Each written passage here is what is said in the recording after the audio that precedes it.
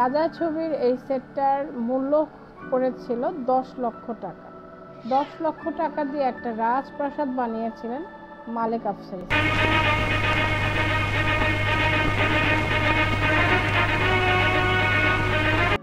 তো আমাদের শুটিং এর সিনটা হচ্ছে মান্না ভাই ঘোড়ার গাড়ি চালাবে, আমি মান্না ভাইয়ের পাশে বসে আছি। তুমি তো অনেক বাহাদুর ছেলে। কি নাম? রাজা। আমার নাম রানী। চুপ।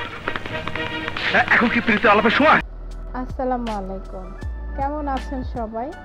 আশা করছি সবাই অনেক ভালো আছেন। তো আজকে যাকে নিয়ে গল্প করব তিনি আপনাদের সবার পছন্দের, সবার প্রিয় নায়ক ছিলেন। তিনি হচ্ছেন ওয়ান অ্যান্ড অনলি আমাদের সবার প্রিয় মান্না ভাই।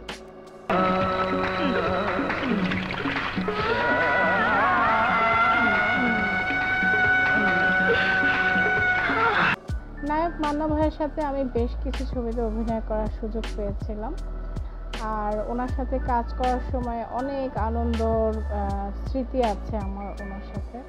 তো মান্না ভাই বেসিক্যালি বাস্তব জীবনে যখন অভিনয় ছাড়া অভিনয়ের বাইরে কিন্তু খুবই ভালো একজন মানুষ ছিলেন। বুঝতে পারলো না কি বললে আমাদের দেশের রাস্তা খুঁজে পাবো? এখানে বলতে হবে তিমিলাই ম মায় কাঞ্চু। খুবই মানে অহংকারহীন একটা মানুষ। ওনার ভিতরে কখনো কোনো অহংকার আমি দেখিনি, যে আমি মান্না এই ধরনের কোনো অহংকার করতে দেখিনি। ওরা আমাকে মহারানী মনে করছে, তো তুমি আমাকে মহারানীর মতো করে নামাও। আমি কি তোমার চাকর? হ্যাঁ, নামাও না প্লিজ। তো ওনার সাথে আমার একটা স্মৃতি আছে যেটা আপনাদের সাথে না বললেই নয়। সেই স্মৃতিটা হলো রাজা ছবিতে মান্না ভাই আর আমি নায়ক নায়িকা ছিলাম। তোমার আমার সম্পর্কের কথা কাউকে জানাবে না। কিসের সম্পর্ক? এই আস্তে, আমার শরীর কাঁপছে। তো মান্না ভাইয়ের কিন্তু ডাবল ক্যারেক্টার ছিল রাজা ছবিতে। আপনারা ছবিটা দেখলে বুঝতে পারবেন। মান্না ভাইয়ের বাবার ক্যারেক্টারও মান্না ভাই করেছিলেন, এবং নায়ক মান্না ভাই তো নায়কের ক্যারেক্টারও করেছিলেন। আমার রাজা, আমার রানী। বলো চিঠি দিয়ে ডাকলে কেন? এমনি বললেই তো চলে আসতাম। তো আসলে এই ছবিতে আমার খুব সুন্দর একটা ক্যারেক্টার ছিল, আর ছবির আউটডোরটা পড়েছিল একেবারে শীতের দিনে। শীতের দিনে খতিব খামার বাড়িতে বিশাল বড় একটা সেট। তো তখনকার আমলে আমি শুনেছি এই সেটটার, রাজা ছবির এই সেটটার মূল্য পড়েছিল 10 লক্ষ টাকা।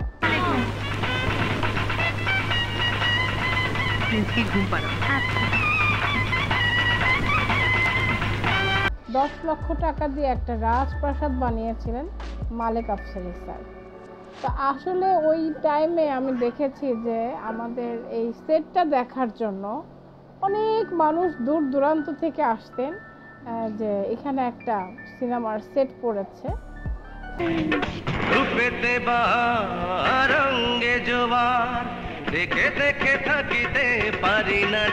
তারা এই সেটটা দেখতে আসতেন।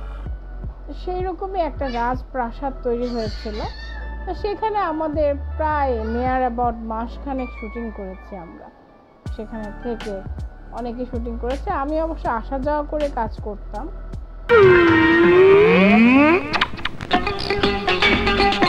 তো যাই হোক, ওই সময়ে মান্না ভাই আর আমার হোল নাইট শুটিং, সারা রাত শুটিং করেছে। তো আমাদের শুটিং এর সিনটা হচ্ছে মান্না ভাই ঘোড়ার গাড়ি চালাবে, আমি মান্না ভাইয়ের পাশে বসে আছি। তো আসলে ঘোড়ার গাড়ির তো কোনো ছাদ নেই, ঘোড়ার গাড়িতে মান্না ভাই বসে, আমি বসে। আমাদের এমন শীত লাগছে, মানে শীতটা মানে এমন একটা শীত পড়েছিল যে শীতটা আমাদের হাড় হিম করে দিচ্ছিল। আমাদের শরীরের যে হাড়টাকেও একদম এরকম মানে আঁকড়ে ধরেছিল। তো তখন মান্না ভাই বলতেছে, উফ এত শীত, কি যে করি।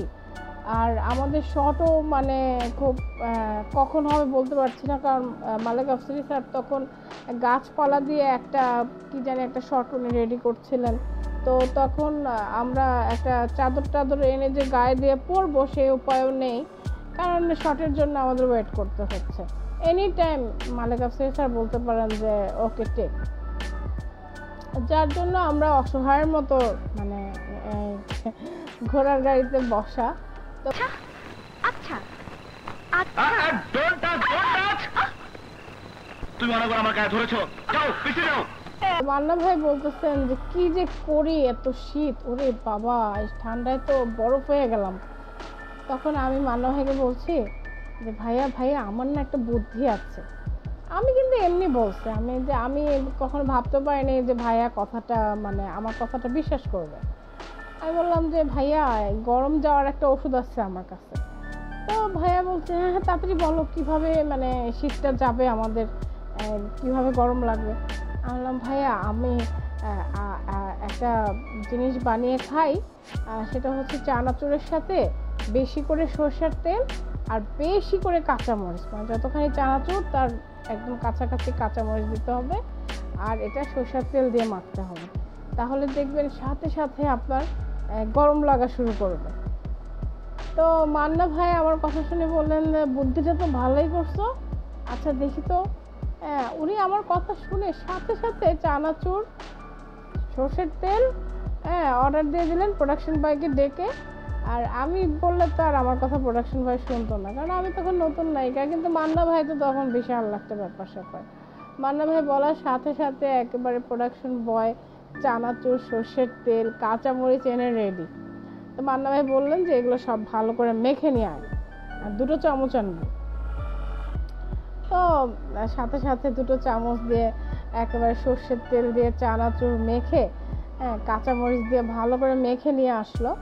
আনার পরে মান্না ভাই খাচ্ছে, কিছুক্ষণ খুব কপাকপ খেলো। খাবার পর মান্না ভাই যে ঘামা শুরু করলো, মানে একেবারে টপ টু একেবারে টো পর্যন্ত উনি ঘেমে একাকার হয়ে পড়লো। তখন উনি আমাকে বললেন মুনমুন তোর তো বুদ্ধি আছে, আসলেই তো এটা খেলে গরম লাগে, আমার এটা দারুণ ওষুধ শিখাইলি। এখন থেকে শীতের দিনে আমার এটা খায়া শরীর গরম রাখতে হবে। তো আমার খুব ভালো লেগেছিল সেদিন মান্না ভাইয়ের সাথে থেকে অ্যাপ্রিসিয়েশনটা পেয়েছিলাম, যে ওটা খেয়ে মান্না ভাই খুব খুশি হয়েছিলেন। কারণ অ্যাকচুয়ালি আমাদের খুব শীত লাগছিল, আমরা বরফ হয়ে যাচ্ছিলাম পুরো, মানে একদম খোলা আকাশের নিচে একটা পৌষ মাসে পাতলা কাপড়ে আমরা বসেছিলাম। তো যাই হোক, এই ছিল আমার মান্না ভাইয়ের সাথে স্মৃতি। তুমি কি জাদু জানো, শুধু যে কাছে টানো, রইতে পারি না দূরে। মান্না ভাইয়ের সাথে আমার স্মৃতি। তো এরকম আরও কিছু টুকরো টুকরো স্মৃতি কিছু শিল্পীদের সাথে আছে, মান্না ভাইয়ের সাথে আরও কিছু স্মৃতি আছে, যেগুলো আমি একে একে আপনাদের সাথে শেয়ার করব। টিল দেন সবাই অনেক অনেক ভালো থাকবেন। আল্লাহ হাফেজ। তুলে নিয়ে যাবে। রাজা যতদিন জীবিত আছে কেউ তোমাকে একটা ফুলের টুকাও দিতে পারবে না। সেজন্যই বলছি